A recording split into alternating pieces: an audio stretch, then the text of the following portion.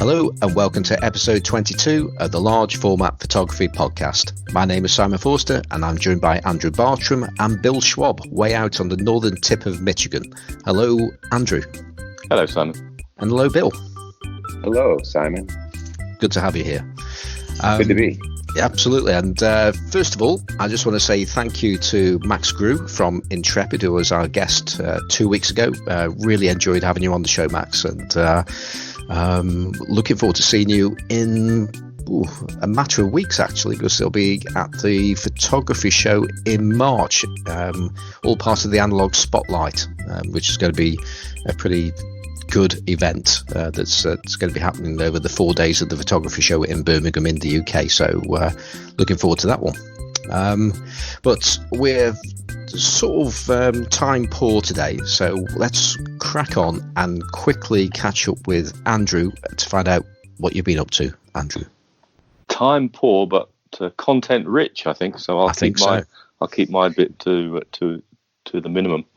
So the main thing I just want to bring you up to date on is I was very excited to see that Analogue Wonderland is stocking dry plates, Jason Lane's dry plates, and he's stocking ISO 2, which is the long tonal range plate, and he's stocking an ISO 25, which is a steeper contrast gradient, so I understand. But I'm particularly excited because I want to use them for making salt prints. And I haven't done much salt printing for ages, and I've been trying to up my game on the chemistry and making sure I've got things clean and the right materials. And I thought, yeah, these dry plates will be perfect. So I was chatting with Jason Lane from Pictoria Graphica and about which one would be better. And he said he wasn't too sure.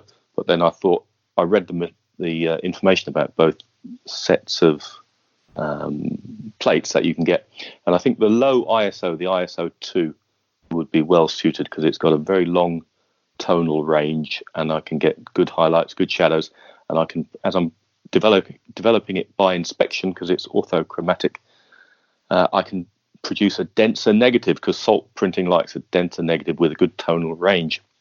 So I'm very excited. And then I also, in order to complement the dry plates, the oldie style dry plates, I won this dodgy French lens on eBay for 25 quid yesterday, 26 quid, Simon, which is, you said, sounds interesting when I told you that I'd won it. So there's this Berthio? I don't know. We've still not entirely worked out how to say it. No. Berthio Paris Urigraphy f215 lens. It's and it seems to have working apertures. Doesn't have a shutter, of course, but then ISO 2 for those dry plates. All I need is my large format photographer's hat to put over the lens to act as a shutter, and I'm really quite excited about. I like having the idea of a project in mind for glass plates because I thought, well, why do I want these glass plates?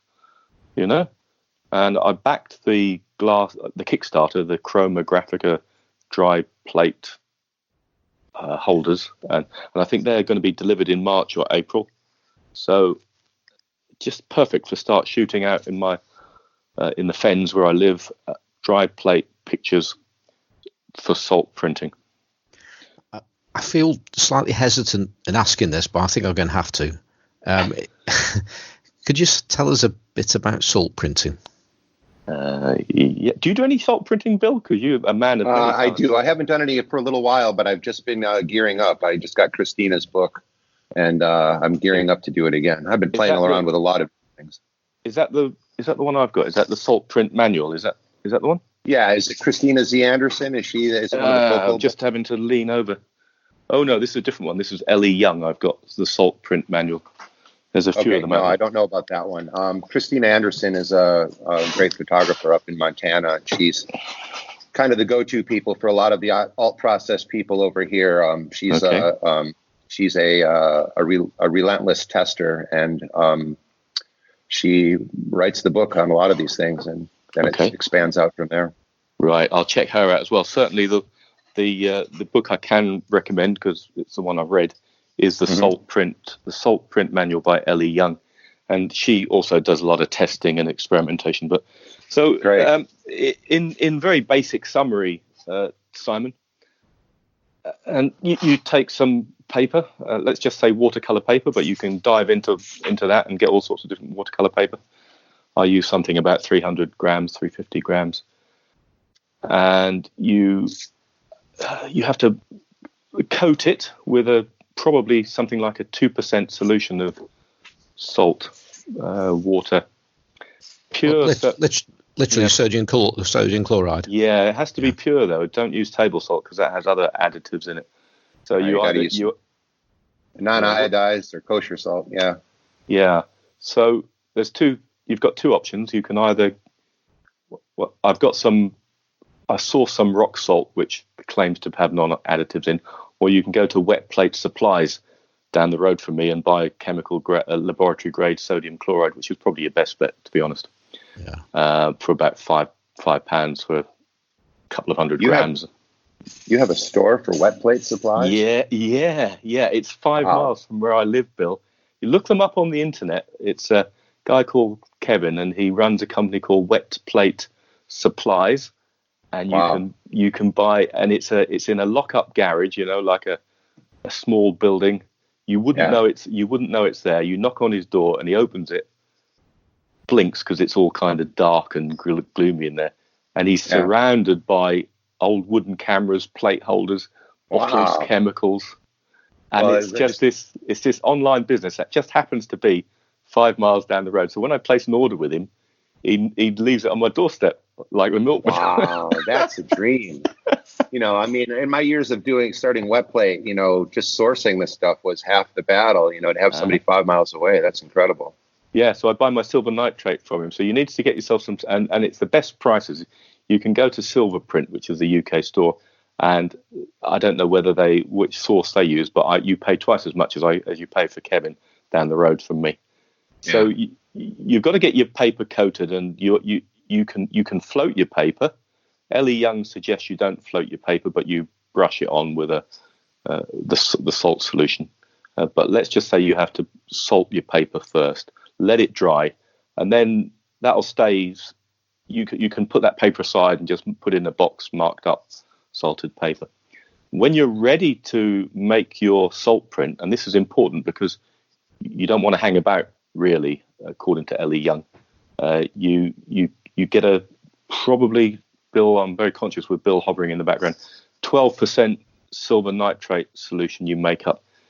Some people add some citric acid to it. I think that might help as a bit of a preservative. And then you mark out. It also works. Yeah, it's a very acidic process. So having the citric acid in there just makes everything a little bit more acidic and makes gives you a little bit better imagery as well. Yeah. Does it? Yeah. And treating your paper as well. If you don't have an acidic paper, or if you're using a buffered paper, you like to treat that paper with oxalic acid, like maybe a 3% solution. And that helps as well. It gives you a little bit more dense of an image. But I'm sorry, I didn't mean to interrupt there. No, that's okay. I've got so much to learn. I've made some salt prints last year, and with mixed results. I liked what I got, but I felt I could always do better. So I'm trying to up my game a bit. So I think I was using too weak a solution of silver nitrate as well, and that doesn't help. And that's the thing about all of these processes is that, it's much like a game of golf. Anybody can hit the ball in a hole, but then you spend the rest of your life, tweaking it. Yeah. No, don't tell me that, because I'd love to. You're going down the rabbit hole. I can tell. I mean, it was interesting to hear you even mention salt printing. Yeah. So Simon, you've coated your salt paper. Then you have your negative, and there's a whole big thing. Whether it's a digital negative or a negative you've produced yourself. So I've been using in camera. I've been using 4 or 5 negatives, ones that look like they've got a good tonal range but are quite dense, so something with a good exposed to a good tonal range. Maybe you want to use a pyro type developer, maybe, I don't know, Bill perhaps will be able to comment on that. But am I right, Bill, in thinking the negative, whether it's produced digitally or in camera, should I first thought it should be contrasty, but actually I'm reading that it actually doesn't need to be contrasty. It has to have good tonal range. It just has to have a good the density is the most important thing, to have just a little bit more of a dense negative, still with a good tonal range. You don't really want the contrast because you're going to clip out your highlights even more so with salt printing and that kind of thing. But, basically that's, it's really hard. Shooting in-camera negatives for a lot of the alt processes is really a difficult thing to do now, and I not discounting the large format imagery, but being able to make digital negatives now is one of the things that's such a gift with the digital realm, that you can bend that curve to fit the process. So depending on the process, salt printing, it has a pretty good exposure scale, but you have to have a really good negative made for that process. So, tends to be like if you shoot an in-camera negative, it's good for salt printing or maybe platinum palladium printing, but it's not going to be so great for doing silver prints. Right. So that brings me back to my excitement about Jason Lane's dry plates. So, Bill, are you aware that there was this Kickstarter late last year to produce brand new dry plate holders? I don't know if you were. No, I'm not aware of that, but I know that there have been a lot of efforts that they've for different things, whether it be the new Polaroid and that kind of thing. Yeah, but this is pretty much there now. They've had a slight hiccup just recently with some molds being broken, I think. But so they're just making basically plate holders for them for the cameras. Then they're not making the dry plates. I get you. Okay. Well, no, the Kickstarter was for the plate holders, but Jason Lane, who's been a guest on this show previously, who's actually he designs lenses, and you can listen to him in much more detail. Talking on Simon's other podcast, which is the Classic Lenses podcast. But anyway, Jason runs Pictoria Graphica, which is dry plate company, and so he makes quarter plate, half plate, 9x12, all different odd sizes, 4.5, ISO 2 and ISO 25. And now I'm going to buy, and it's about in the US, it's $40 for a pack of 10 of these things. That's not bad. No, expertly coated, and so I'm going to, and now they're available in the UK. So I think I'm just going to use the ISO 2 plates because they're described as having very long tonal range, and because they're orthochromatic, so you can inspect them, develop them by inspection. So I can build the density up. Now then, and I will just use those glass plates for salt printing.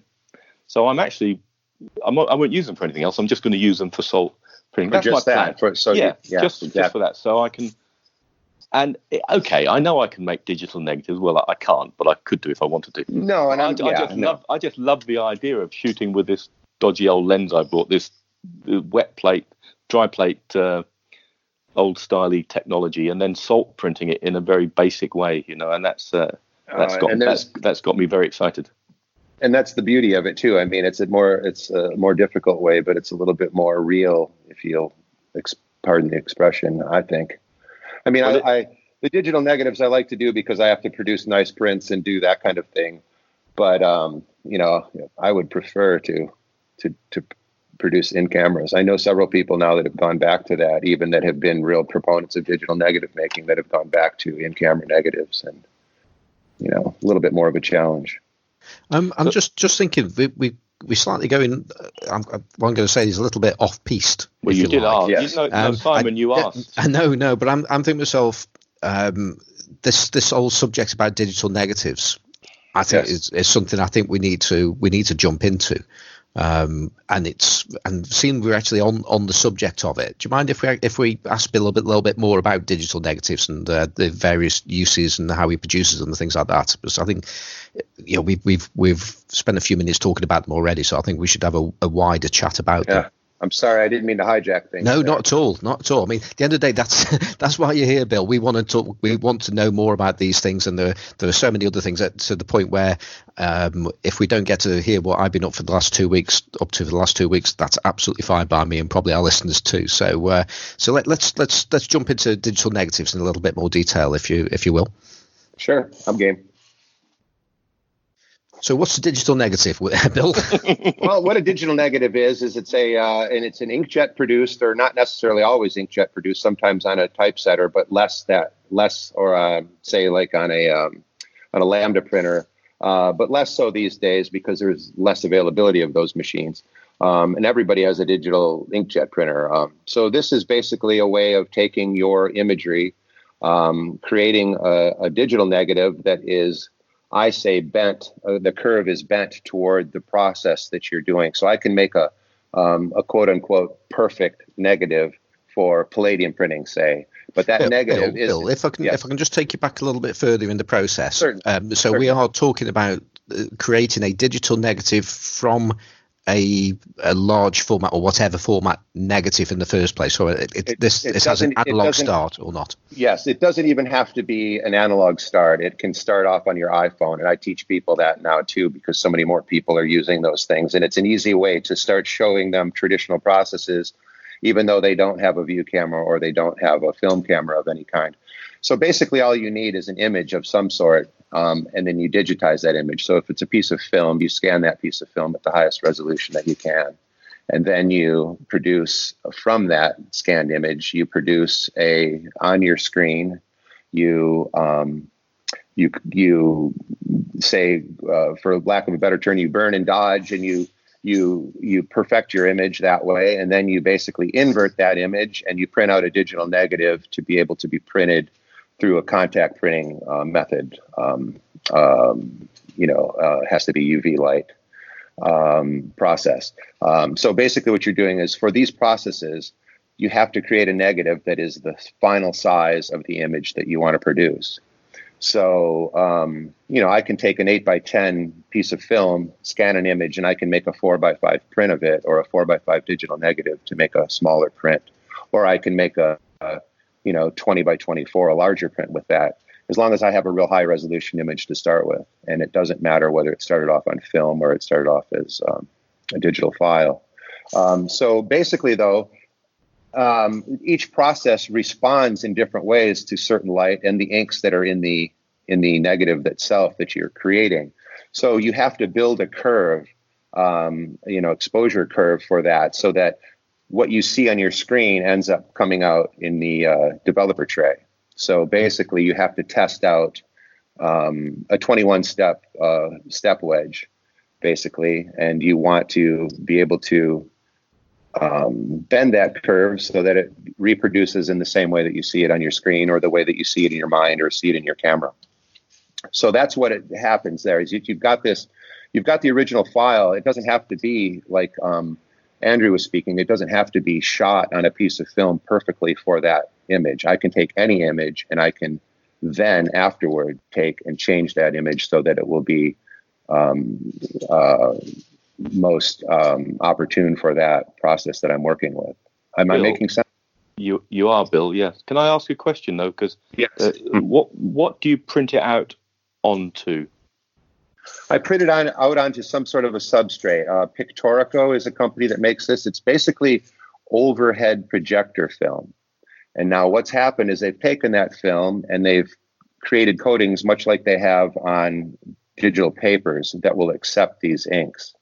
So this is basically a piece of clear film, and it is coated to accept the ink, and you run that through. It's Pictorico makes it. There's another company called Fixons that makes it. There's another company called Inkpress that makes it.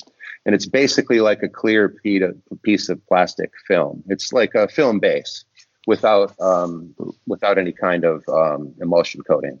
Yeah. So when I've tried putting the emulsion onto it.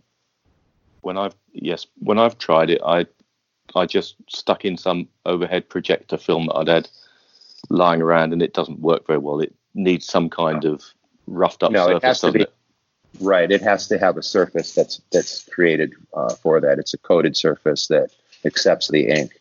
Bill, have you heard of this web tool to help create digital negatives? A friend of my other podcast, on the Lensless podcast, James Guerin, he makes cyanotypes, beautiful cyanotypes, and he uses this web tool called Chartthrob, CHART. Yeah, a lot of people have been using ChartThrob, and I've heard about that, and I have not used that yet. I used to build them from scratch, but now there's a very good program been created by a guy named Richard Boatwell here in the States that's called Quick Curve DN.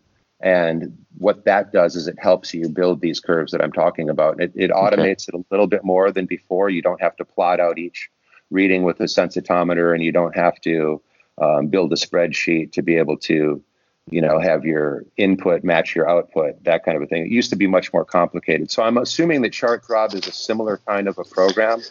Yeah, but, I think I don't know enough about it to really talk about it. Well, we interviewed James on the show a week or two ago. So if folks are interested in listening to James talk about that particular piece of software, ChartThrob, you could go back and listen to the Lenses podcast. Yeah, I'll have to go back and see and check that out. Now, the process that I'm using uses a RIP, a RIP called QTR, quad tone RIP, created by a guy named Roy Harrington. And then, so what happens is Richard's program is basically an overlying app that helps you. It makes that an easier program to use. So basically, rather than using, and it has to be used on Epson printers because it uses the Epson ink method. But what happens is you're basically replacing the Epson print driver with this other print driver, a quad tone RIP. And there's another book. I was mentioning the salt printing book was Christina Anderson. It's called Salted Paper Printing. I have it here. And she's also working on a book right now that I'm contributing to called Digital Negative Making. And it's going to be using this quad tone RIP. And that'll be coming out sometime in this next year. And if I know, anything about Christina's books, is it's going to be very thorough and several different methods of creating them. So no, I have not tried ChartThrob. Okay. But it's basically sounds like it's the same kind of a thing. You're basically building a curve for that specific process. So basically using Richard Boatwell's program, I can sit down and within an hour, I can have a perfect curve built for whatever process I'm using. So I've got one now that's really good for Sanotype. I've got one that's great for Van Dyke Brown. I've got one for Palladium that's really good. And I am working on some gum ones right now for gum bichromate.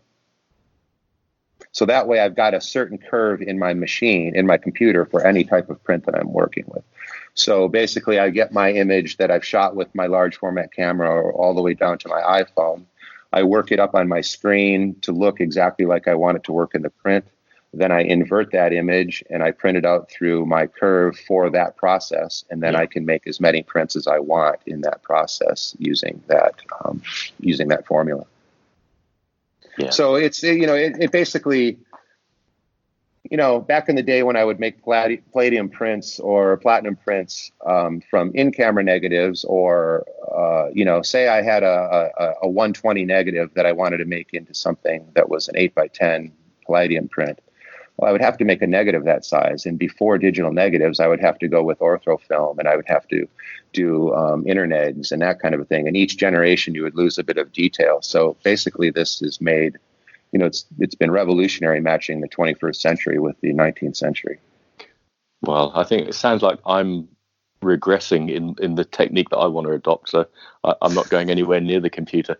It's a good way to do it. It's a good way to do it because I highly recommend that everybody start the way that you're starting, because that way you have a grasp on what you're doing once you get to this level of it. Yeah. Well, just another question. I mean, that the method that you doing there is it's effectively contact printing the digital negative. Would that be correct? Yeah. Yes. So could you also use a digital negative for conventional work? With an enlarger. Mm-hmm. Yes. So you just it's becoming more accepted now. You use a slightly different film base. You use more of an opaque film base. Not opaque, I don't mean, but more of a translucent film base with a little bit of fogging to it for doing silver printing. The problem being is that silver printing is very, very sharp and very precise. So the digital negatives have gotten a lot better over the years to the point where they're very nice and creamy in their tonality. but there was some coarseness to them. So that would translate more into printing a silver print, say, in a contact printing method than it would printing a palladium print. Because in printing a palladium print, you're coating your own emulsion on a watercolor paper of some sort. So there's a lot of tooth to that paper, perhaps, and you're not going to get as extremely sharp an image. So any kind of a slight aberration in that negative might not show up in the print, whereas on a silver print, it does. So you have to have, if you're printing digital negatives for silver printing, they have to be a little bit more precise and a little bit better produced. Is that an area? But it does work, and I've seen them, and they're beautiful. When Christine and you work on this book together, will she look at producing digital negatives for both silver printing and alternative processes, do you think? I believe that she is. Basically, what Christina's thing is going to be is just to basically create the negative for whatever process it is that you're using. You know, she's giving you the method and the tools to create the image, no matter what process you're in. And then it's up to you to bend it for that specific process, is what I'm saying. Okay. I'm not really sure. And it's not just me that's going to be working with her on this. She's tapping into a lot of people that do what I do here that are pretty known for it. Like Kara Kuklis is going to be one of these people. Ron Reeder was one of these people that was going to be writing the book with her. And unfortunately, Ron passed away much too young last year. And so she's kind of carrying the torch with this and going to finish this book out. And so there's going to be a lot of people contributing to it. Wow. Okay. Yeah. I would suggest checking out her prints. They're focal press books. She's done them on gum printing. She's done it on salted paper printing. She's done it on, it's a whole series of books. And through her, other people, another good friend of mine named Clay Harmon did one on photogravure, on photo etching with polymer plates. And it's quite amazing what they've done. There's quite a series of books for alternative process printing, and therefore the process is getting more. So it sounds like it's becoming more prevalent in Europe. I have to say, though, that this summer I went to the festival in Arles and I showed some of my work there, and unfortunately some of the galleries over there just looked at me like I had two heads. They just said that people weren't really interested in it. And really? Yeah. I was pretty shocked. I think what happened is they were more behind the ball than they like to admit. Mm-hmm. But yeah, it was, and I was quite shocked that throughout that whole festival, all the photographs of all the shows I saw, which were thousands of photographs, I saw 2 photographs that were alternative process printed. Everything else was digitally printed or chromogenically printed. I couldn't believe it. There were some films things, but it's pretty amazing how the digital world took over a lot of that so fast. I think that what's happening now is there is this resurgence of alternative processes, which of course traditional film photography, I think, has now become one of the alternative processes. But everybody's seen the news lately that Kodak is producing more film than they have in years. They've sold more film in the last year than they've sold in years. So there is an explosion of film happening, and I think it tends to be a lot of digital natives that are using it. People that never had film in their lives are going to that. Younger people are doing it. So I find that quite exciting, and because there are a lot of people that are interested in the darkroom as a printing process, and they have, as you just said there, they've got very little knowledge of film. And exactly, and it's a way of actually getting them in there and exposing themselves to an analog process. So it's another way to actually bring people to film. Say, well, okay, so you've got a photograph that you like and you'd like to see that printed in a different way. Then if we can work at this, just so you know, I've got not me, but there's a darkroom club that I'm associated with. And we'd like to get people into it, and we want to encourage people to take more shots with film on all formats and to print. And I'm very much a new guy as far as printing is concerned. I've yet to produce a print I'm happy with, although I guess there's some people out there that have been doing it for 20 years that aren't happy with what they produce. But I think that it's if there's other ways of getting those people in there without having to go through the film bit first, and then we can introduce them to the film bit after, then I think that's it's another way of getting people interested in the whole thing, really. Well, I think that's what's happened. I mean, my son, I'm an older dad of a younger boy. My son's 15, and his friends, I picked up a new Instax camera made by Mint on Hong Kong, and it shoots Instax wide film. And it's fun. And I've been around some of his friends and I've taken the pictures, and these kids just love it. They love holding this thing. They love having this tangible image that they can hold. And, they'll take pictures of it with their cell phones and put it up on Instagram, which is hilarious to me. But yeah, I mean, it's a completely different thing for them. They've never had that experience of the smell of a darkroom. The RF70. It's so much more. Pardon me? I'm sorry. Yes. Yes. The RF70. Yeah, I love that camera. I've had it now for about 6 months. I used it on a project in Iceland back in the fall, and I love the thing. I've been running film through it like crazy. It's beautiful, isn't it? Yeah, and that's the kind of thing with photography that I think that it's one thing to have your cell phone and to do selfies, but it's so myopic, it's so limited, and when you find out that there's this whole other world that you can control and work with and mix things up and have smells and work with your hands and get them wet, it's a completely different thing. And I think that what's happened is a lot of these people that have never had that in their lives are discovering this and realizing this is fun, as much as I thought it was fun for me to sit down and push buttons for a while. I mean, I went headlong into the digital thing long time ago, and then lost interest in it because I saw what it was doing to the analog market, and I sort of dove back headlong into the analog side of it. So it's only recently that I've started to work digitally as well, But I can see the allure. The grass is greener on the other side. And I think that the analog side is much more fun than the digital side. Yeah. I mean, it's fun to work with curves, and it's fun to push buttons, and it's fun to try to digitally do what we've already been able to do for 100 years with film, So I don't know. There's definitely a place for it, and I love using it. But there's still something about the darkroom and making something with your hands that's much more attractive for me. Yeah, absolutely. Now, I'm just thinking to myself, it's got to be down to me because I've completely messed up the format of this podcast. So I think that's probably my problem. No, well, you've been interesting, Bill. So so it is your fault. So I think what we'll do to get things slightly back on track. As I say, I'm not going to talk about what I've been up to, not at this part of the show at least, anyway. And I think it's a good time to let our listeners know a little bit more about you, because I know that there are a lot of people out there that know exactly who you are, but there are some people that aren't and that don't know that. So perhaps you can give us a little bit of a potted history about yourself, Bill. Well, it's nice of you to say that people would know about me, but it's hard from this perspective. You just do what you do for so long, and then when you go someplace and you find out that somebody's been following your work, it's this nice little added gift. But I've been a photographer pretty much all my life. My great-grandfather was a photographer back in the turn of the century in Detroit. He had a professional studio, and from that, my dad, 5 brothers, everybody was a rank amateur, and so there were largers. There was all this gear around me when I was a kid. It just was fascinating to me, and I just became what I am. I don't know. It's hard to even go back and tell you where that happened.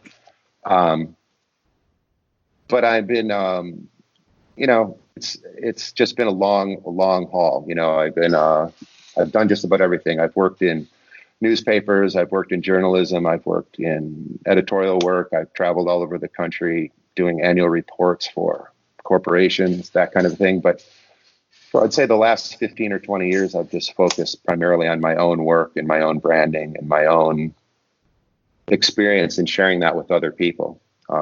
So I've created this event that I've told you about called Photostock that happens every year here in northern Michigan.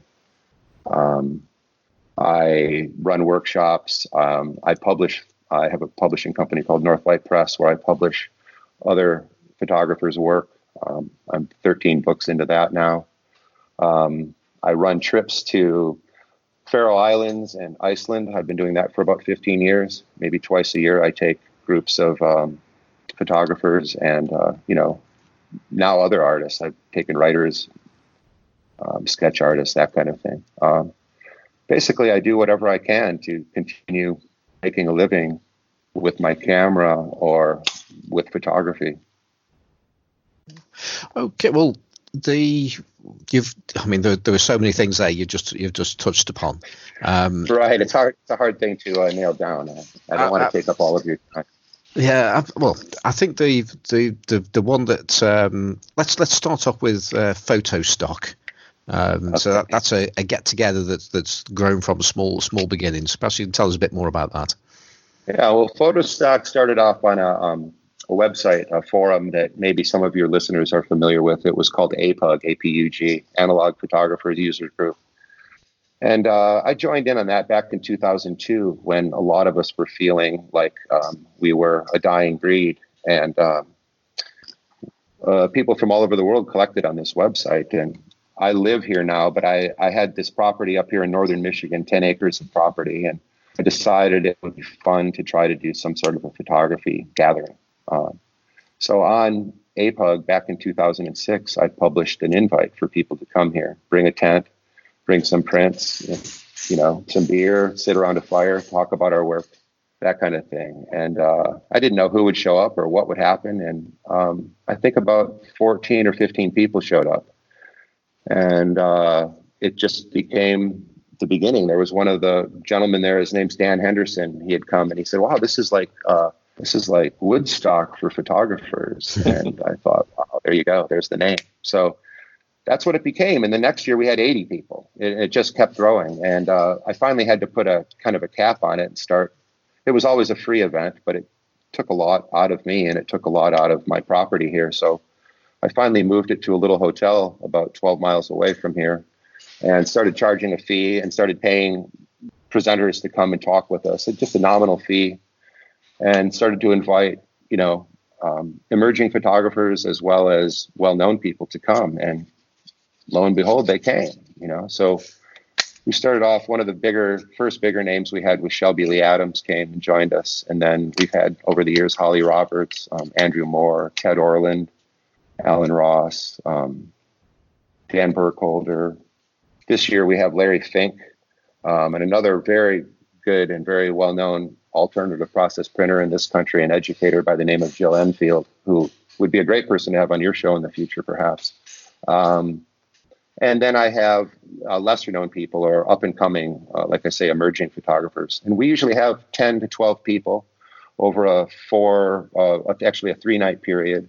And everybody gets an hour at the microphone, at the projector, and they present their work. And it becomes a way for everybody to share their own vision, and also for me to kind of curate an event that takes people out of their comfort zone. I mean, when we started off, everybody was an Ansel Adams disciple, and that's what it is, and I love that, and I'm not going to belittle that for anybody, but there's so much more to photography than rocks and trees. And I started to do that. I would bring in, like, say, Holly Roberts, more of a collage artist to use as a photo-based collage artist, or, somebody traditional like Shelby Lee, or like I say, we've had Ted Orland, who worked with Ansel Adams, but is anything but traditional.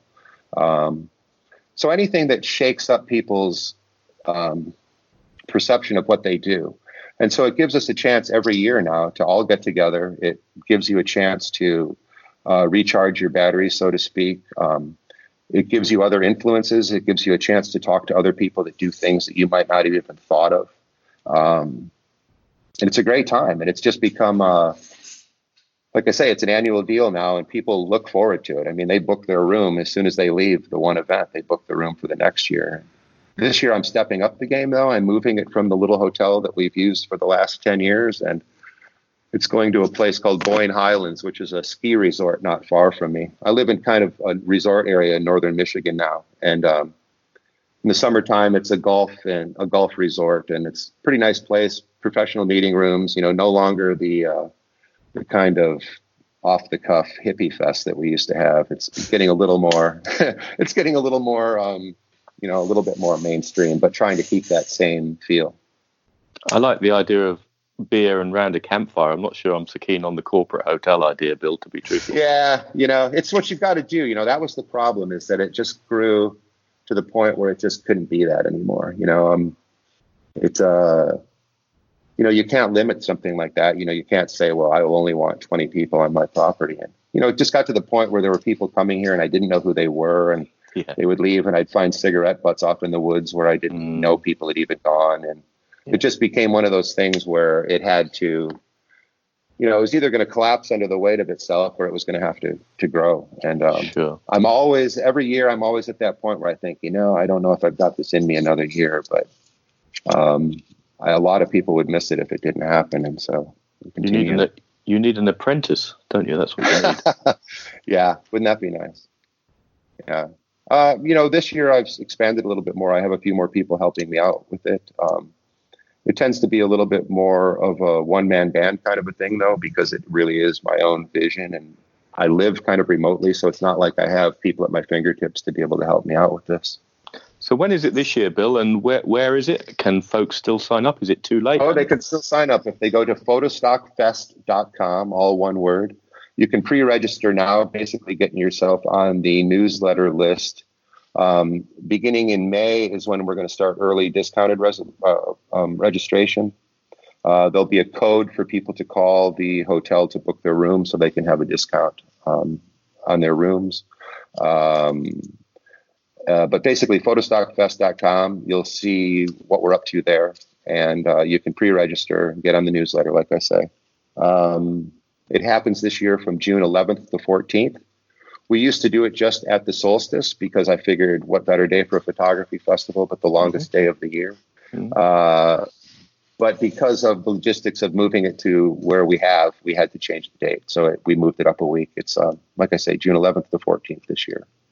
And it happens in northern Michigan, Petoskey, Michigan, Harbor Springs. If you look on your maps, we have an airport that serves Detroit close by. So people fly in from all. We've had people from Australia. We've had several Brits. We've had, I don't know if you're familiar with any of them, but we have quite a large contingent that's come over from Great Britain over the years. It's a really great event. I invite everybody to check it out. Yeah, I'd love to come. I try and get to the States every 2 or 3 years. Our next trip was going to be Washington State, but maybe I'll persuade my missus to make it Michigan instead. She'll say where? What's in Michigan? Exactly. Yeah. Well, it's a beautiful area.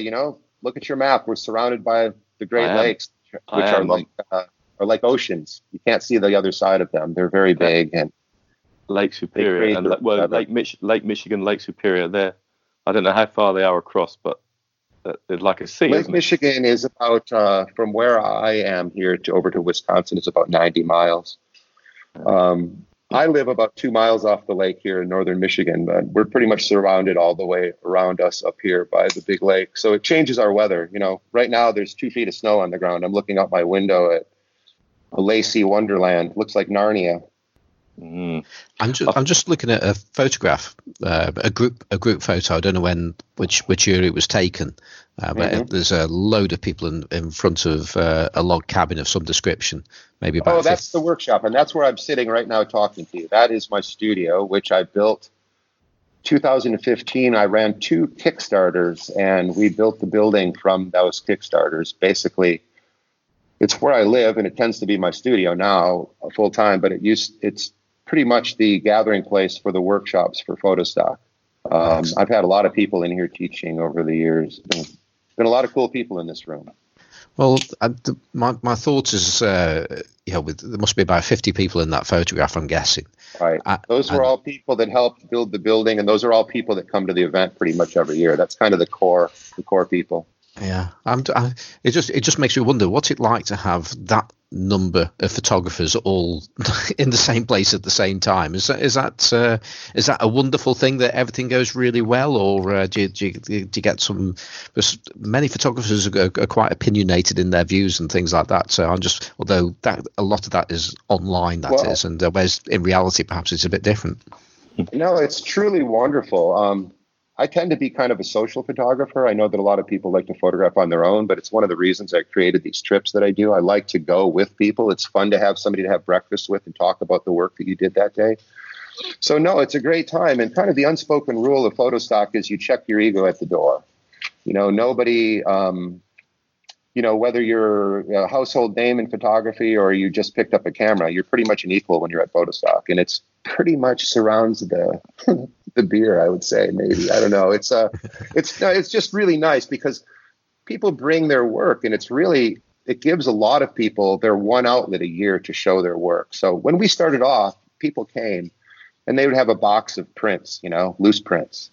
Well, then it started getting people started upping the game, and now people come with like full-on portfolios and beautifully mounted images. And a lot of the people from our group have gone on, and with the knowledge that they've gained from each of us, all of us collectively, they've gone out into the world and they've gotten galleries and they've started to sell their work. And it's amazing what's happened over the last 15 years with this event. I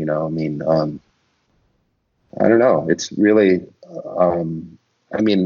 I'd like to think it had something to do with me, but basically all I do is throw the party every year, and this is what's happened with it.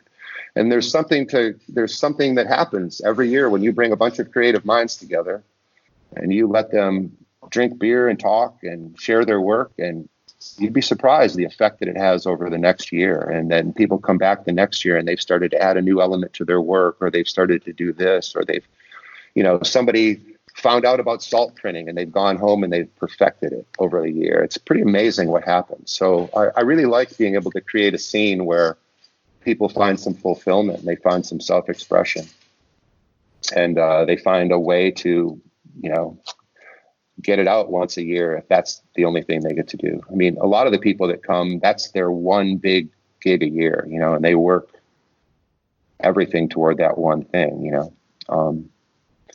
and at the same time, I've had a lot of pretty famous people come, and they just are wowed. They can't imagine, they can't believe how I don't know. It's a really cool thing. I can't really explain it. Yeah. I think that's really good. We've never had any problem with people, not getting along. That's for sure. Yeah. I think Andrew's probably in the same place as me. I think and maybe a lot of our listeners at the moment have just got this view of the event and just like wishing. Hopefully, many listeners will be able to join you, but those that can't, like myself, it will be a wonderful event to go to. And they can always follow along online as well and see what happens and make it a goal for the future, because I don't think we'll quit for any time soon. No. So, and that's just one aspect of what I do. Well, actually, business. I was going to say, if we can stay on that general topic of the it's not really a meetup, but it's that kind of thing, because this is something that Andrew and I, over Christmas, we were having a little chat, because we've been threatening to do some kind of get together for listeners of the podcast in the UK. And out of that conversation, and also a conversation I had with Stephen Segersby when I went up to see him when he donated a large format enlarger to our darkroom club. Oh, wonderful! And I know Stephen only through online, but yeah. Yeah, listen to. I know you've listened to a few podcasts, but do listen to Stephen's podcast. I will. Now that I've talked with you guys, I'll go back and I'll listen to all of them. But one of the, in fact, so a conversation came out of the conversation I was having with Stephen, and this also goes back to the podcast as well, because he spoke at the time in the podcast about the Forest of Dean being quite a special place, and then subject got on to things like camping and stuff like that, and then these things sort of coalesced in the conversation I had with Andrew about potentially doing some kind of meetup as a perhaps a camping event somewhere, perhaps at the Forest of Dean later this year, and we've actually penciled a date in that. And we've done no more organisation other than what you can hear at this moment, and that is Saturday am I right? Saturday the 30th of May. It's the May bank holiday, the second May bank holiday, which may well be. Yeah. The 30th. So it's a public holiday, Bill, where we have. Yeah, over in this country we call it Memorial Day. Ah. Is that so? Same time, yeah. It's like a 4-day weekend where everybody forgets what it's all about, but they go out and party and drink and have a good time. Yeah, so Monday the 1st of June is actually the public holiday. So it's that weekend, Simon. You'll be close to Photostock. Yeah, we could do a live link up with there you go. Almost. Six of us sitting in a caravan drinking Old Peculiar. Be careful though, because be careful what you wish for. Like I say, that first year was the nice calm year around the fire, and then after that, it just started to get wild. Yeah. Well, I couldn't. Neither Simon or I have 10 acres of land to spare. That's the first thing. So yeah, but you can do this anywhere. You can, like you say, you can pick a campground and set it up there. But well, I think that's what we're going to do. So for folks listening, let's make this a real thing, because we're going to find, we haven't got a location yet, but it needs to be a reasonable sized campsite. So if you're into camping, or if you like to have some luxurious camping, so I have a caravan, listeners will know, and Stephen Segsby has a camper van, not quite a Winnebago, a sort of a little mini camper van. Simon probably has a tent. Yeah, I've got a tent. You can set up your own little commune. We'll take pity on him when it rains. And the idea being is that we're going to head down to the Forest of Dean. I think that's pretty much decided, over the May bank holiday. Now, I'm going to get my finger out and find a campsite that at least I'm going to go to. So if nothing else, I'll be there, and I'm sure Simon will be as well. Yes. And it may just be us. Who knows? But it will be that weekend. No, I mean, I thought it might be just me that first year, and Well, yeah, I mean, there's a little bit more, perhaps, hoops to jump through, because folks have actually got to go and book into a campsite to come, and they can't just rock up at our house, like they did with you. True. So we'll, I don't know, what are we going to do, Simon? We're going to make it the Saturday night and the Sunday night, I guess. Saturday, May the 30th, and Sunday, 31st of May. Yeah, that sounds reasonable to me. Seems to make sense. Yeah. And I'll everybody to bring their gear and some prints, and you'll be there. You'll be going. Yep. I'll spend some time. I've got a day to myself tomorrow, and I was going to go in the darkroom. I probably still will go in the darkroom, but I'm going to just spend an hour picking a couple of campsites and seeing what sort of availability they've got, Simon. That's and cool. I'll update the Facebook group. Andrew? Silence. Oh, no, I'm still here. Oh, there you are. Now I got it. Yeah. We're all being so polite, not wanting to talk over each other. No one was speaking. Well, I was going to say, one of the things about the idea about going somewhere like the Forest of Dean as well is that it's probably got quite a few things there that's going to attract large format photographers. Certainly, there's a big forest. And there are lots of features in the forest. And wild boar? Apparently, but I guess they probably are not going to be on our agenda, I'd imagine. You hope. Yeah. Oh, no, where have I gone with this train of thought? Oh, that was it. When I was chatting to Stephen, another thing that I realised that, and you've already touched upon it, Bill, that a lot of, especially I would say large format photographers, are quite solitary people when it comes to actually taking their photographs, because I guess walking through a forest with tripods and setting up and getting the same photograph is probably not that appealing to many large format photographers. So I think the thought process that I have in my head is that what happens in the day is whatever anybody wants to do, and really this is probably more about the get together in the evening and talking about our days and the things we want to do. Just to tell you a little bit about what I did is like I told you, I live in a pretty beautiful area, so it's very conducive to photography, as is all of the country you live in, I would think. But yeah, I mean, I will say in defense of photographing in groups of people, the thing that surprises me the most, especially about my Iceland trips and things like that, is that people, they might shoot in the same place, but they don't shoot the same things. That's the amazing part about it. So, as long as we set the ground rules that you don't get in other people's shots and step in the way, it's not like you're all shooting the same shots. Everybody sees things differently. So just to throw that out there, Yeah, definitely. but yeah, it's definitely in Photostock. During the day, people go out, they do their things. I schedule things for the evening, and it's basically a way for people not only to come and fill their minds with other people's work and share their own work. It's a way for them to get out in the environment and shoot some photographs. I think it's also an opportunity for. I mean, there are some people, some photographers that love to share knowledge and share their knowledge. So I would imagine there will be. Well, I'd like to think there's some more people than just Andrew and I going, but they'll be good if there are some people there that want to share knowledge and to help the less experienced people like myself in things, and they might want to pair up with people. Certainly, that's something I've really enjoyed in the areas in the darkroom that I've actually managed to pass information on to other people, even though I'm very inexperienced. I think passing on information is just a joyful thing to do. Well, and that's the beauty of this thing, of all these things, whether it's Photostock or the trips that I lead. You get that many people in one van that have this interest in photography, and everybody has different experiences, and you'd be surprised how much you learn even from the least experienced person. So, sharing knowledge like that is pretty valuable. Yeah. So yeah, just to bring this section to a close, keep an eye on the Facebook group. Our Facebook group is the Large Format Photographers Podcast Facebook group, because we'll put details in there.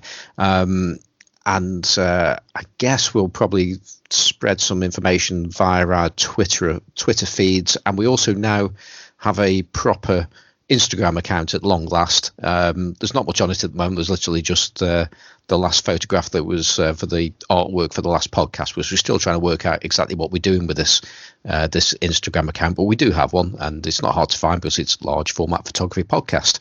And we might do stuff with hashtags and things like that. And I guess if we do, it'll probably be LFPP.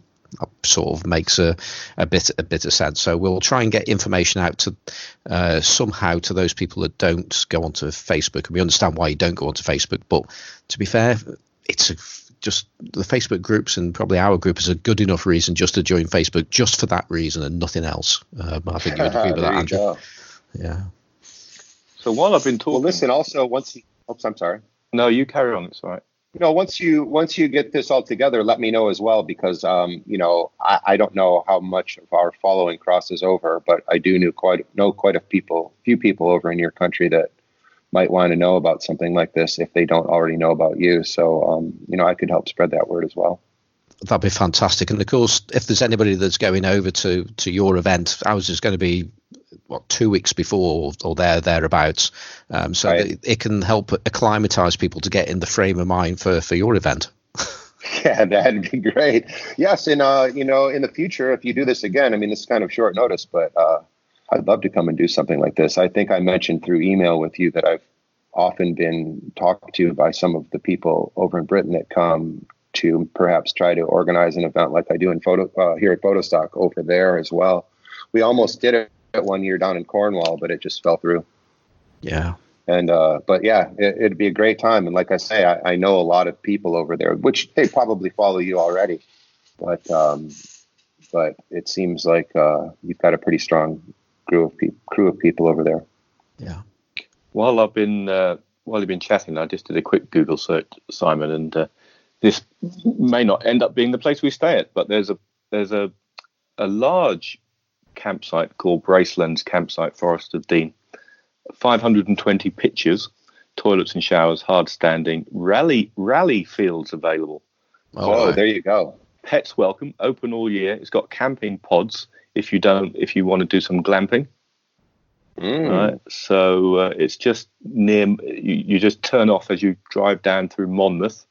You turn off. It describes itself as being on the edge of the Forest of Dean, so maybe not right in the middle, but certainly it's in the right sort of area, and it's big enough to accommodate probably, and it's got some good reviews. So I don't know. I'll do some more research, but that's certainly there's that one place there. Sounds to me like you guys are on your way. Well, if ever there was any kind of encouragement that for us to do it, it's having you on the show, Bill. Oh, well, that's nice of you to say. But all I can say from my experience is you build something and they really do come. So Also, be careful what you wish for. Well, with this one, we could have our own field. You see, it says yeah. There you go. You've got your rally fields available. I want electricity though. I don't want to be, I'm going to plug the caravan into something. I don't want to be just stuck in a field. Just wait till y'all get out there with your large format cameras on your tripods. It'd be a sight to behold. It looks great. Yeah. Exciting. I'd like to go canoeing as well, but we'll see how we go, because the Forest of Dean's got the river. Is it the River Wye? I think it might be. Yeah, it is. There's a lot. Yeah, well, then you've got something for, one of the things about Photostock is a lot of people bring their spouses, whether they be the men or the women that aren't interested in photography, and it's nice to have something for them to do too. So canoeing sounds good. Of course, there's Tinton Abbey down there as well. Wow, there you go. Yeah, so the heart of the pictorial. Well, there was, I think, weren't the pictorialists doing stuff down that there? Way. Yeah. Well, they would have done stuff with abbeys and all that. Oh, certainly. Yeah. We'll see, and that's the thing too, is that grass is always greener on the other side of the fence, and also the other side of the ocean. I think of your country as being endless places to photograph. I mean, I've been around quite a bit over there, but it's such a beautiful country. Do something in Wales. Well, it's on the border. It's right. It's certainly, if somebody wanted to go over there, they certainly could do from there quite easily. Would that be northern or southern? It's the south, so southeast Wales. Okay. My family comes from North Wales. I come from a little village called Frigog, is where my family comes from. In North Wales, not too far from Wrexham. Oh right, yeah, that's not a million miles from where I live. Actually, I'm in England, but Wrexham's only about 35 miles away. Yeah, over my many years, I've spent a lot of time over there. Not so much now. My folks and most of the old family are passed, and I still keep in contact with some of my younger cousins and things. But I haven't been back to Wales since, I don't know, I think maybe 2006. I love it there. It's a beautiful place. Oh, Simon, found another one. Yes. This one's called Beecher's Farm Campsite. This is right in the heart of the forest. And this has got fire pits on a site, flickering flames as you watch the night skies with the stars above. Doesn't sound like it'll have electric hookup for my caravan. This is more basic, but family camping. Beecher's Farm welcomes families, groups, couples, and individuals in tents, caravans. Oh, there we go, campers or bivvies. Stay for a night a week. So come and enjoy the view and open fire and good facilities, because not many campsites actually allow open fires. But this does have electricity as well, electric hookup. Yeah. Beecher's Farm, established for over 200 years. Fantastic. Well, if you're talking May 30th, you got to get going on this. I know. Yeah. No time to waste. No, we will. And it's bank holiday as well, so the sites get booked up, which is why we need to go for a big site. So there's two, I think, probably to choose from. Okay, well, go on, sorry. Yeah, I'm just wondering if you have a website or if you just rely on the Facebook page. Just the Facebook page, really, and our Twitter accounts. That's the only real way we're getting information out at the moment. I see. Excuse me. Yeah. Okay. Well, let's we'll put. We haven't even got a name for this just as yet. But we'll park that one now, and we'll get to work on that. So while we're working on that, what projects and things are you up to at the moment, Bill? Well, pretty much just planning for the Photostock event right now. I mean, I've got to get that all together. I'm starting earlier than I usually do. Like I say, I'm usually a little slow on this thing. But the other thing is I've got the Faroe Islands trip coming up from April 25th to May 3rd this year. And I'm gearing up on that. We so far have still 4 places left on that trip. So if anybody's interested, you can go to my website, billschwab.com, and go to the tours and workshop section, and you'll see the trip listed. But that's the next trip that I have coming up. And then prior to that, I'll be out in Yosemite teaching digital negatives with Carrot Kuklis as part of his workshop in platinum printing. So that'll be at the Ansel Adams Gallery in Yosemite National Park. And that, I believe, is March 20th to the 22nd, but it's already sold out, sadly, or good, depending on how you're looking at it. And let's see. And then, like I say, after that is Photostock. And then in October coming up, I have the other Iceland Summit. Every year we set up a kind of a residency workshop up in a little town called Djupavik in the West Fjords of Iceland, still in the wilds, away from all the tourists. And that will be happening this year, I think, between October 2nd and 12th. So it's a pretty full year coming up. Now that's interesting, because there's a lot of interesting stuff there, but the Iceland workshops, most people that I know that have gone to Iceland tend to go over there in the winter time, right? And you're in the fall, the autumn, as we say over here. So what's the thinking behind that? Well, I've done all seasons over there as far as my tours go. We've done several winter tours. Winter tours are difficult to run as a group, though, because they're logistically much more difficult based upon weather. Some days you might not be able to move, and if you're only booked in a certain hotel to a certain point and you're trying to move 12 people around, it gets pretty difficult. So now what I do is I like going in the fall. It tends to be one of the lesser traveled times. There used to be off seasons in Iceland, but there aren't really anymore. And in the north where I go, it's hard for me to go to southern Iceland now and see it, because 20 years ago when I would go, you could park your car at Skogarfoss waterfalls and you would be the only person there for the whole day. And now hundreds of people come every hour. So it's hard to see that happen. I know it's going to happen, but it's hard to watch. So I like going up into the north, and I like the end of the year. I like the end of their season at this hotel that I rent out. So basically they gave me a better deal. I'm not fighting with other tourists. We can take over the whole hotel, and basically the whole village just becomes the photo workshop for that week that we're there. And then we use that as a base now, and we day trip out from there rather than my old trips. We used to tour and we'd be moving every day. So it was a matter of a lot of driving and packing up and unpacking every day. So I like to run these a little bit differently now.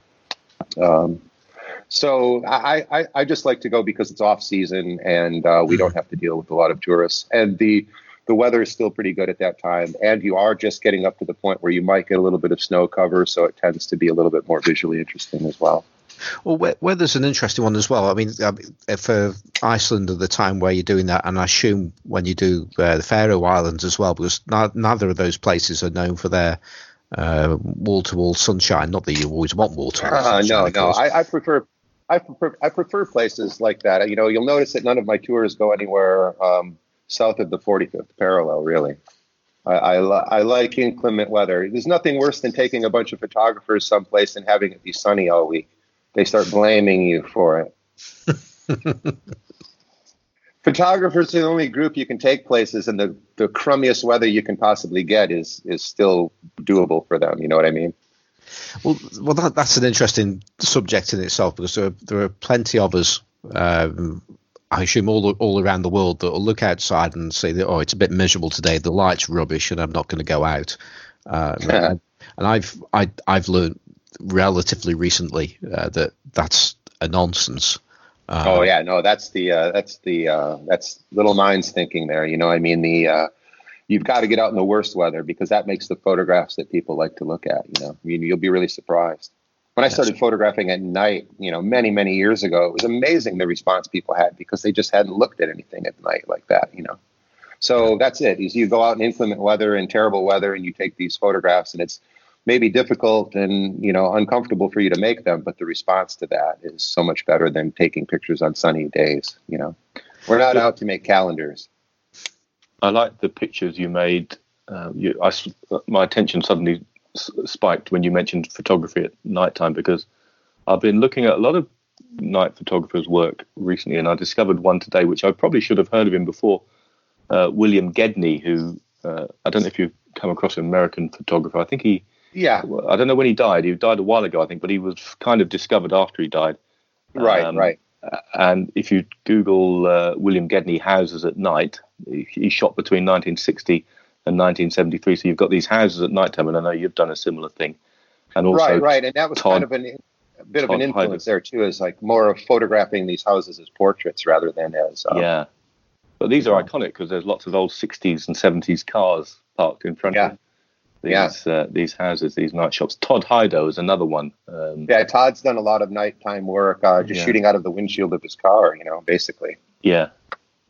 And there's just something about them that, that what would otherwise be fairly mundane pictures in many people's eyes take on a kind of otherworldliness, and they beg all sorts of questions about the sort of folks who are living there and what's going on.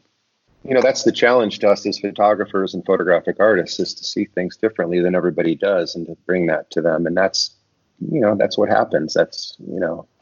So back to a long answer to your short question is, we do have a lot of inclement weather when we're on these trips, but there's rarely days when we don't work. And, there's something to be seen in everything. As long as, like I tell people, as long as we're not in danger, we're going out.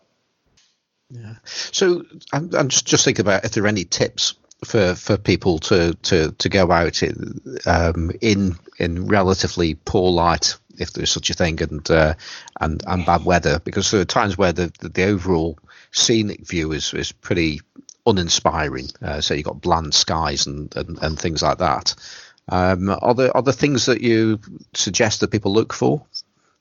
Well, when the environment, like as a whole, has become kind of boring to you, perhaps maybe then you just want to look to more of the micro kind of things and make detailed images, that kind of thing, and not worry so much about that. But I don't know, those are the challenges that I like as a photographer.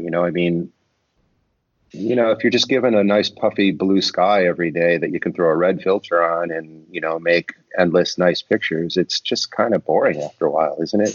So what I like is taking those situations that you've just described and trying to make, what's the saying, making silk purses out of sow's ears kind of a thing. I grew up in Detroit, and I lived very near the Rouge auto plant.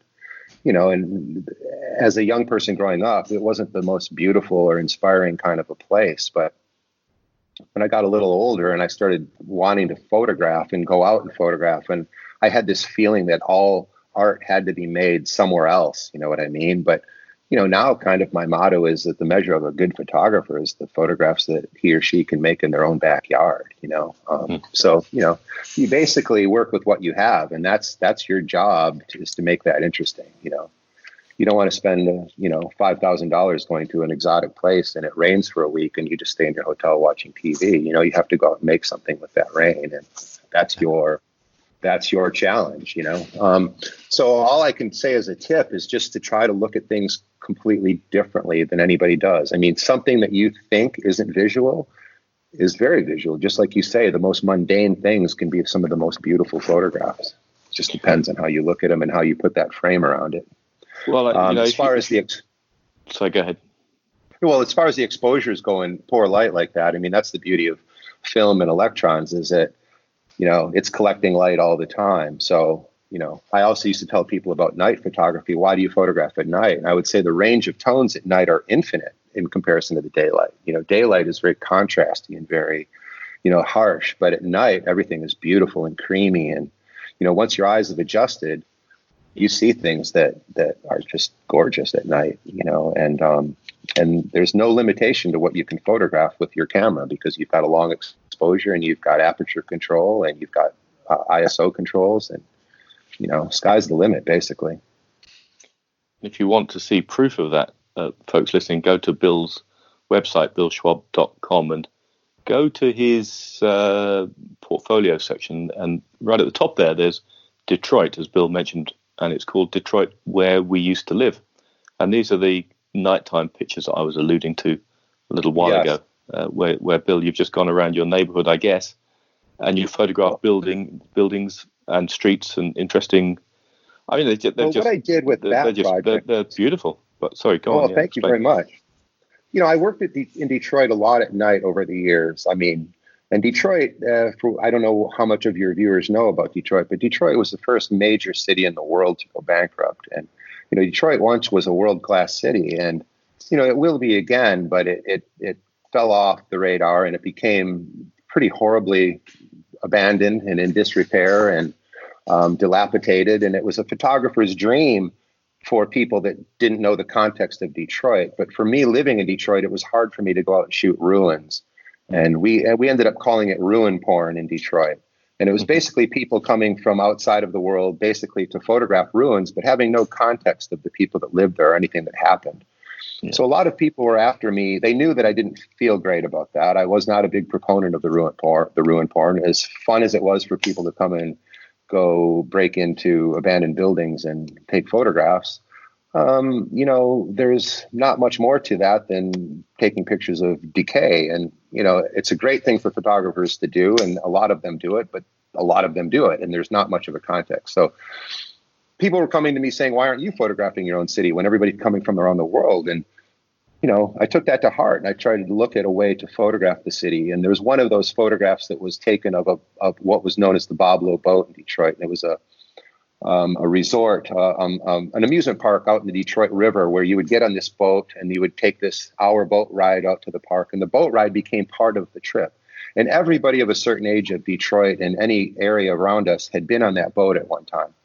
Well, one night I found that boat. It had been abandoned and somebody had brought it back to a part of the city along a river. And I went to photograph it at night as this abandoned ghost ship. And that hit me, is that everybody in my city had been on that boat at one time. And that was how to tell this story, is not to tell the story of abandonment, but use the abandonment to tell the story of the people that used to live there. And that's what Detroit, where we used to live, came from. Is Detroit went from 2 million people at one time to 700,000 people now. So that's an amazing amount of abandonment. At one time, there were 85,000 abandoned structures in Detroit. So I chose to go out and photograph these places at night because I didn't want the people that live there to be part of it. And I didn't want any socioeconomic group to be blamed for what happened to Detroit, because it was everybody's fault what happened to Detroit. So basically, I went out and I photographed these buildings in these old neighborhoods that are all dilapidated and falling apart. I found maybe the one house where somebody still lived and there was a light on in the window. And I started to post these photographs at night of these ghostly images of Detroit. Basically, what I was calling them was portraits of these houses and neighborhoods. And people started to respond to them online incredibly. It was such it went crazy. I had people checking in on it every day. I would post a new image every day, and people would check in and they would say, my grandparents used to live here, or I used to live here, and now we live in Seattle, or now we live in Paris. And, what happened to my house? What happened to this? And I started to go out and find these people's homes, if they still existed, and photograph them. And that's how the project became Detroit, where we used to live, because it seemed like everybody that was responding to this project was somebody that lived in Detroit at one time or had some connection to it, but no longer lived there. So that's where that story came from. And that was I worked on that project for 2 years, and, I didn't know where to begin and where to end on it, and I could still be working on that project. But Detroit has changed a lot since then, and a lot of the abandonment has been taken away, and there is a bit of a gentrification going on, although it's very small, but it is happening. So that was a particular project that just captured a point in time when the old was passing and the new was coming in, basically. Forgive me for asking this, but they are film images, aren't they?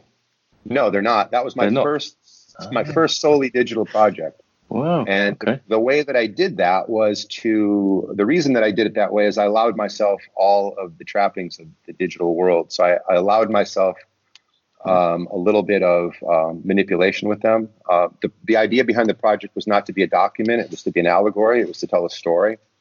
And the best way to do that was, in certain ways, I hyper reality them. Perhaps is like I picked up clarity, and I added a little bit of, say, vibrance here and there, or I would change perspectives in a way like I would normally do with a view camera, but I did it digitally.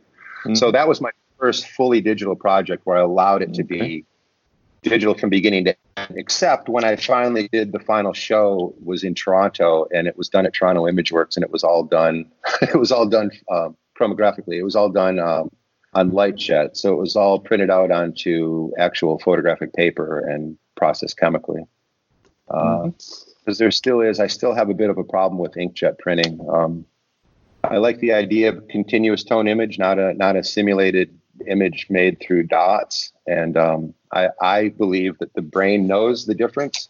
So if I take an inkjet image and I put it next to a chromogenic print, be it shot on film or anything, it's just much more pleasing and much more satisfying to my brain than, I mean, it's not, if I'm looking at an inkjet image, it looks fine, but if I put it next to a chromogenic print, immediately I see the richness and the you know, and I think what happens is just like with a movie, you know, we watch movies because of persistence of vision. You know, it's actually a series of a bunch of little images put together.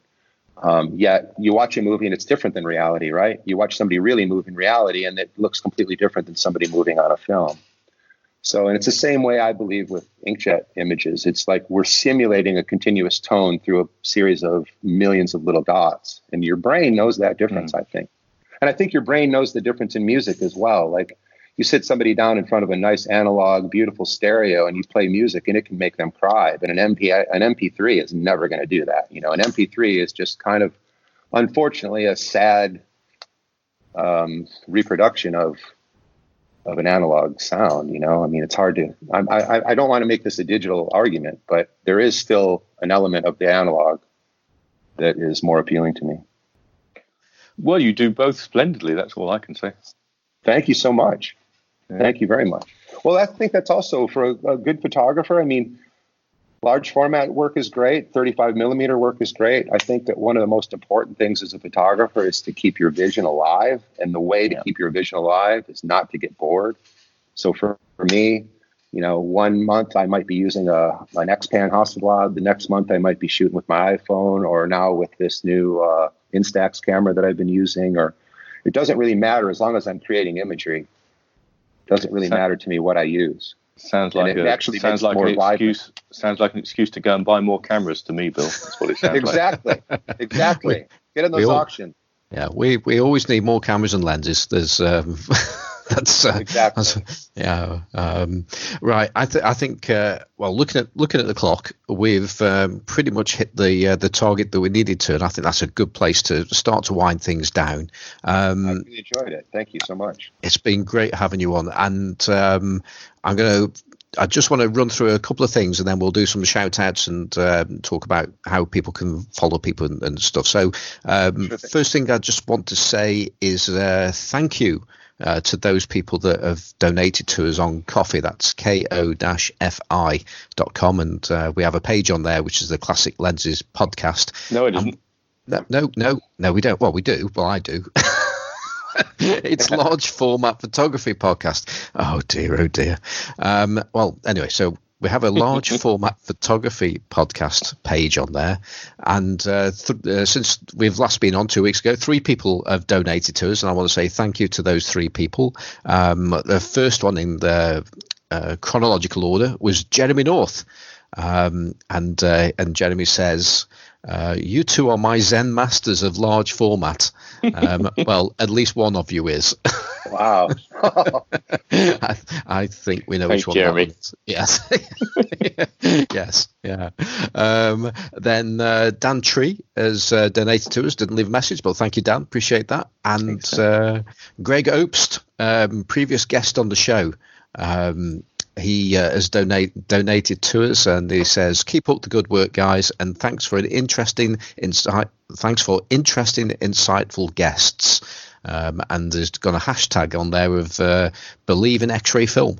So thank you very, very much, Greg. It's really appreciated. Okay, so we didn't actually prime you on this one, but do you have any shout outs you might want to say hello to, Bill? Oh, me? Gosh, I don't know. Just hello to everybody, all the Photostock crew, and all my, anybody out there who has to know who I am or that kind of thing. You know, I've got a lot of friends out in the world. It's hard to pick any one person. You've already mentioned a few people, haven't you? You've mentioned Christine Anderson with her salt. Yeah, Christina Z. Anderson and my friend Kara Kuklis, another great educator. Clay Harmon, you might want to check out his book on photogravure. Hanemule tends to sponsor me. Shout out to Hanemule USA and Carol Boss. She's been wonderful and supplies paper for all of my platinum workshops and things. And I don't know. I forgive anybody that I'm not mentioning. Forgive me for not mentioning you. When we, I think pretty much every guest we've had on this show, we're going to get back at some point. But when we eventually get round to you again, Bill, we'll perhaps dive into some of those processes that you've mastered or you've worked on over the years? Sounds good. Yeah. I mean, there's anything from wet plate to whatever I do. And I'm always happy to share the knowledge. And I really like what you're doing. I'm happy to be a member of it, part of it anytime. So. And, you do your event, keep it going. Maybe I can get there next year or the year after. Oh, that's scary. That'll be great, though. That'd be fun. Yes, definitely. I want to give a quick shout out to Mat Marrash because Matt helped Andrew get in touch with you, Bill. Hello to Matt. Matt's a good guy. So thank you, Matt, and thank you for persevering with my attempt to understand the zone system when you came on as well. Appreciated that. So that's my shout out. Other than the 6 Towns Darkroom in Stoke-on-Trent in Staffordshire, we meet on a Tuesday night every week. And if you want to have a go at printing and developing and processing, and have a go with our large format enlarger, we can do up to 7x5 or 5x7 depending on where you're from. And because that's what Stephen Stegersby gave to us. So we're eternally grateful to Stephen. And how nice of Stephen. That's very good. Absolutely. And not only that, a chap gave us a Schneider 180mm enlarging lens for it this week as well. So we're nice. made up. Andrew, any shout outs this week? Well, only a couple of people have popped up on the Facebook group while we've been chatting, because I said about an hour ago chatting with Bill Schwab for episode 22. So I guess a couple of people popped up, so I'll say hello to them. Mark Thole, I think that's how you pronounce his surname. Mark. I know Mark. Mark, yeah, he knows you too. He says, I know Bill, good dude. Oh, yeah, he says. He's a Photostock guy, yeah. Yeah, he says he's mutual friends of ours, you and Mat Marrash. So nice. He lives in Westerville, Ohio. So hi, Mark. Yep. And I don't know if on Facebook, T. Paul Robel, W-R-O-B-E-L. Yeah. You know him as well? Yep. Yeah. Oh yeah, he's another one of ours. It's nice. It's nice that I didn't mention this. I didn't realize we were going to be live. I would have promoted this more. So sorry. Well, we're not live really. We'll be putting the show out a bit later. But while we've been talking, I've been going on the Facebook. I was going on the Facebook group page and chatting to a few. Well, folks. If you'll say hello to both of those gentlemen for me, that would be great. I'm looking forward to seeing them. I'll probably be seeing them in June. Bill says hi. Great. And this episode will go out in a matter of hours as well, so it'll still be fresh in people's memory as well. So that's good. Okay. Yeah. There we go. Well, and if there's anything in the future that I can do to help out, just say the word. I'm always willing to help an effort like this. That's for sure. Oh, that's really appreciated, and I guess we will be calling upon your advice for the closer we get to this event happening in May. The more sure thing. Advice the better, really. I think on that one. I'll let you know about a few of the calls, even though there's not many. Yeah, nothing but good comes from getting people together like that. Yeah. Okay, so finally, if you want to, we've already mentioned websites and things like that, but there's no harm in doing a recap about the places where people can follow you. Oh, for me, it's either billschwab.com, BILLSCHWAB, or you can go to my Northlight Workshops page, which is where I list all of the workshops that we teach and the trips that we run. You can follow me on Instagram if you want, Bill_Schwab. That's about it. Get on my mailing list. I send out a newsletter every once in a while. You get special deals on prints, or maybe discounts on a trip, or information about Photostock, basically that kind of thing. So I hope there's a few listeners out there that will join in. Yeah, I signed up for that while we were talking. Great. Well, thank you very much. It's better than going on eBay and buying things, Simon. So yeah. I've been very good this year. I've hardly bought anything this year. So try to use what I have. That's my motto for this year, which I'm going to ignore as soon as I see something I want. It's a good way to be. Use the tools that are in the bag already and see how far you can push them. Definitely. Andrew, how can people follow you outside of this podcast? On Twitter, Warboys Snapper. They can find me hanging around the Facebook group, Large Format Photography Facebook group. They can listen to me every 2 weeks on the Lensless podcast, all about pinhole photography. And Bill, we've been doing that one for nearly 2 years now. So fantastic for pinhole photography, which is even more of a niche, I suspect, than large format photography. So you can find me there and on Instagram as Warboys Snapper. Great. Right, I have to check all these out. Okay, I'll just run through mine. Actually, before I get that far, have I already mentioned that we'll do emails next time? I've already said that. Well, you were a bit vague. You said we were going to do it at the end of the show. Maybe when Bill's gone, you can do them, or we can do them next time. Whatever. I think we're going to have to do them next time. So, thank you for those emails that come in. And if anybody wants to send any more emails in, it's the address is largeformatphotographypodcast@gmail.com. And finally, places where you can find me. I'm on Twitter as Simon4. I'm on Instagram as Simon Forster Photographic, and we hang out in the Large Format Photography Podcast Facebook group on Facebook. Strangely enough, so we're sort of on YouTube. This sort of goes to YouTube, but there've been some problems with YouTube, so I don't know if it'll actually go across to that, but nobody really listens on YouTube anyway. And you can also hear me weekly on the Classic Lenses podcast as well. So that's pretty much it. So just go back to Bill again. Bill, it's been great having you on the show.